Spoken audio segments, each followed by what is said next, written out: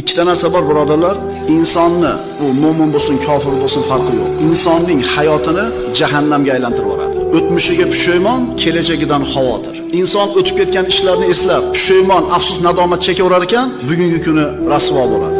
Inson kelajagida nima bo'lishini o'ylab, kelajak haqida xavotir qilib, siqilib o'g'ilyapti, bugungi kuni rasvo bo'ladi. Mo'min nima deydi? Bo'lib o'tgan ish bo'lib o'tdi. Alloh xohlagan ekan, bo'ldi, ketdi. Endi kelajakdan nimaga xavotir olmaydi desa, kim aytgani bo'ladi?